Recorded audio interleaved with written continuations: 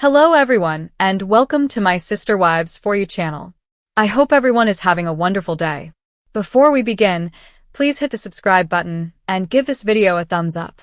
The courtroom air was so thick with tension that every breath felt heavy, and as the judge's gavel slammed against the bench, the words "Kody Brown sentenced" echoed like a thunderclap that no one present would ever forget, marking a chapter in Sister Wives history that fans, critics, and even the family themselves never thought they'd see, because this wasn't just about finances or land. It was about betrayal, broken promises, and decades of manipulation finally catching up to a man who once prided himself on being a patriarch holding everything together, only for it to unravel before the very eyes of Christine, Janelle, Mary, and even Robin, whose silence throughout much of the testimony said more than any words could. Christine, who had sat quietly through much of the proceedings, suddenly stood as her voice, once silenced by years of compromise and obedience, rang out through the courtroom, exposing what she called the final betrayal, a moment so raw and shocking that even the attorneys paused to take in her words,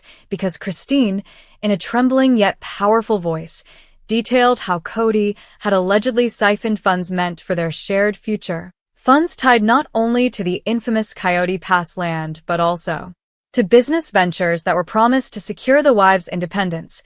all of which Christine claimed were redirected in ways that benefited only Kody and his obsession with control. And as she laid out bank records, text exchanges, and even a recorded conversation that one of the Brown children had secretly kept, gasps rippled through the courtroom, because this wasn't just about disappointment. It was about deception so profound that the judge's demeanor shifted from neutral observation to grave concern. For years, fans watched the unraveling of the Brown family on television, but never did anyone expect that behind the cameras, betrayals of this magnitude were unfolding, and as Christine revealed the depth of Kody's alleged financial maneuvers, Janelle wiped tears from her face, whispering to her attorney that she had always suspected something wasn't right, while Mary sat stone-faced, her eyes fixed on the man she had once called her spiritual husband, and Robin, perhaps for the first time in public, seemed visibly shaken, her lips pursed as though she was holding back words she dared not say aloud. The judge, now visibly rattled by the evidence, ordered a brief recess, but the eruption inside the courtroom didn't stop there. Voices clashed. Kody's defense team scrambled to reframe the narrative, while Christine's supporters, including several of her children, stood defiantly, their presence reminding everyone that this wasn't merely a legal battle but a generational reckoning, one where the truth was clawing its way to the surface despite years of secrecy. When proceedings resumed, the judge delivered a statement that stunned everyone present, announcing that based on the evidence provided, Kody Brown would indeed face sentencing, though the exact terms would be finalized pending further review of the financial damages. And in that moment, the man who once strutted across television screens with his lion's mane of hair, boasting about leadership and unity, sat deflated, his head bowed as Christine's earlier words echoed in the silent courtroom. "You betrayed not just me, but all of us, and now the world knows." What made the verdict even more shocking was the ripple effect. It wasn't only Kody's finances under scrutiny, but also his credibility, his role as a father, and his future with Robin, who sources whispered might now be questioning everything she sacrificed to align herself with him, because as Christine's betrayal testimony painted Kody as a man who manipulated affection, twisted religion, and clung to money as his true loyalty, fans online began flooding forums, social media, and Sister Wives communities with their own takes, some calling it karma, others expressing heartbreak for the children who grew up in a household where promises of equality turned into a kingdom of favoritism and financial deceit. The eruption wasn't contained to the courtroom either. Reporters swarmed outside, microphones shoved in every direction, cameras flashing as Christine emerged first, her face tear-streaked but triumphant, declaring that truth had finally prevailed, while Kody, escorted out by his attorneys, refused to answer questions, his usual bravado replaced with silence that felt deafening for a man who once relished commanding attention. As the story spread, It became clear that this verdict wasn't just about one man's sentencing, but a cultural moment that forced the world to re-examine the image TLC had packaged for years, the image of a family rooted in faith and unity, now shattered into fragments of greed, betrayal, and courtroom drama. And as Christine's testimony of the final betrayal replayed across news outlets, podcasts, and fan channels, the public couldn't help but wonder, was this truly the end of the Brown family saga, or merely the beginning of a darker chapter where secrets would continue to unravel one by one, exposing just how deep the fractures ran? For Christine, this moment wasn't just about justice, it was about liberation, because after years of being labeled as the wife who walked away, she now stood as the voice who exposed the truth, her courage igniting a spark in Janelle, who later hinted that she too might reveal even more shocking details, while Mary, though stoic, appeared to reconsider her past silence, and Robin, the last wife standing by Kody's side, suddenly found herself in a storm she could no longer control, her role as the favorite wife, now overshadowed by whispers of complicity or ignorance. And so, as the judge's gavel fell for the final time that day, sealing the shocking verdict, one truth became undeniable.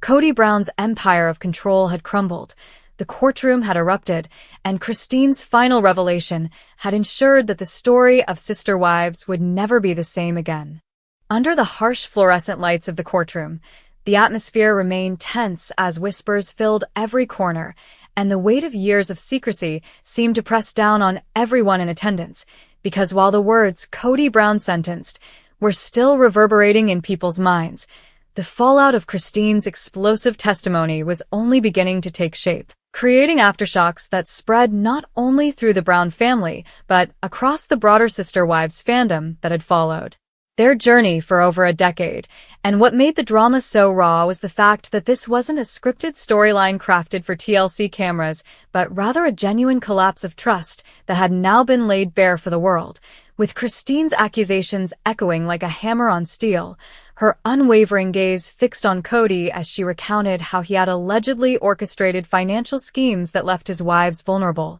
dependent, and stripped of independence while he maintained the illusion of prosperity and leadership. It was the final betrayal, Christine called it, a betrayal that pierced deeper than the favoritism or emotional neglect that fans had already seen play out on television, because this was about money, the root of power in the Brown household. And as Christine outlined wire transfers, suspicious property reallocations, and broken agreements tied to the infamous Coyote Pass land, her voice never cracked, proving that she was no longer afraid of the man who once dictated the rules of her life. Kody sat stiff, jaw clenched, trying to maintain the composure of a man wronged by exaggerations, yet his defense team struggled to keep up, objecting frequently but never truly dismantling the mountain of evidence Christine brought forward, and behind them, Janelle's silent nods seemed to validate Christine's every word, her tear-streaked face betraying the pain of someone who had long suspected but never had the courage or proof to speak up, while Mary, stoic and tight-lipped, projected an aura of restrained fury, her eyes burning into the man she once desperately tried to win back, and Robin, the supposed loyalist, fidgeted nervously, her hands twisting in her lap as she avoided eye contact with Christine, the other wives, and even her own husband, as though she already foresaw the storm that this verdict would unleash in her life. When the judge finally regained control of the room after another eruption of gasps and murmurs, he warned the audience that further outbursts could result in removal, yet the gravity of Christine's revelation hung so thick that no amount of judicial authority could smother the energy in that space, because everyone sensed that history was being written, not only for the Brown family, but for the reality TV world that had elevated them into the spotlight, and fans watching from afar immediately took to social media, where hashtags like #KodySentenced, #ChristineSpeaks, and #FinalBetrayal began trending within hours, sparking debates and think pieces about whether polygamy itself was sustainable, or whether Kody's downfall was simply the result of unchecked ego, greed, and favoritism. Inside the courtroom, Christine wasn't finished. With the steady guidance of her attorney, she introduced what many described as the nail in the coffin, a secretly recorded audio file allegedly captured by one of the Brown children, in which KODY could be heard dismissing the financial rights of his wives, reportedly saying, "They don't need their own security. As long as I'm in control, they'll always come back to me." A line that sent audible gasps through the audience and even caused the judge to briefly remove his glasses, rub his eyes, and then ask for the recording to be replayed for the record. It was in this moment that Christine's bravery transformed from personal vindication to public empowerment, as she looked across the room and locked eyes with her children,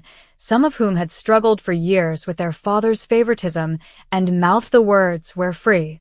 The sentencing discussion that followed was equally shocking, because while KODY's attorneys begged for leniency, arguing that this was a family dispute blown out of proportion, the judge seemed unconvinced, repeatedly citing the evidence of financial misconduct, the broken promises of equitable distribution, and the psychological manipulation that Christine's testimony had illuminated, ultimately concluding that this was not a mere misunderstanding, but rather a pattern of behavior consistent with betrayal and control. The defense attempted to redirect focus by highlighting Robin's continued loyalty, painting her as proof that KODY wasn't the manipulative tyrant Christine described. But that argument crumbled quickly as the prosecution countered with examples of how Robin herself had benefited from the alleged redirection of funds, creating an imbalance so stark that even those unfamiliar with the Browns saga could see the unfairness. By the time the judge declared his intention to impose sentencing measures,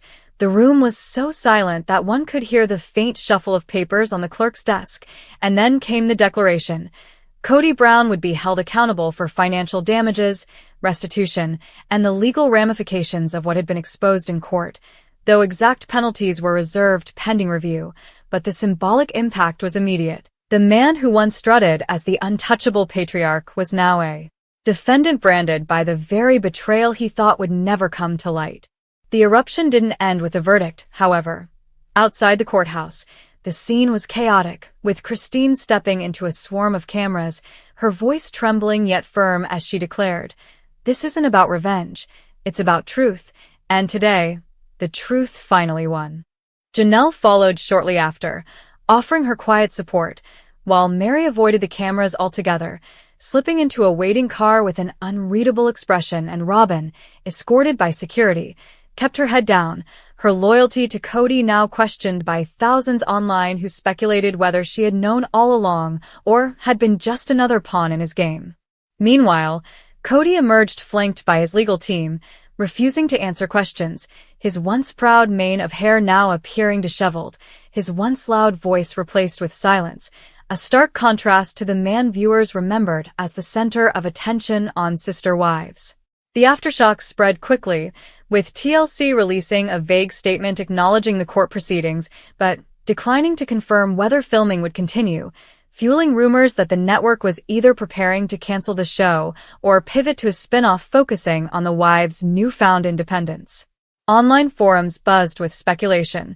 Would Christine and Janelle team up for a joint project? Would Mary finally break her silence in a tell-all? Would Robin attempt to rebrand herself as a victim of KODY's schemes? And most importantly, would KODY attempt to appeal the verdict, or would he retreat into obscurity, the empire he built now reduced to rubble? What made this moment feel historic was not just the legal outcome but the cultural reckoning. It was no longer just a family drama but a cautionary tale about power, control, and the dangers of unchecked authority. And Christine's courage to expose the final betrayal ensured that her legacy in the Sister Wives saga would forever be remembered as the woman who broke the silence, liberated herself and her children, and forced accountability where there had once been none. In the end, as the courthouse steps cleared and night settled over the city, the echoes of that day remained, not just in the legal system but in the hearts of fans who had invested years watching the Browns' story unfold, because now the veil had been lifted,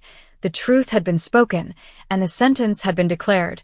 KODY Brown was no longer the patriarch who controlled the narrative. He was the man who had been exposed, betrayed by his own actions, and sentenced not just by the court of law, but by the court of public opinion, a fall from grace so dramatic that it would be dissected, debated, and remembered for years to come.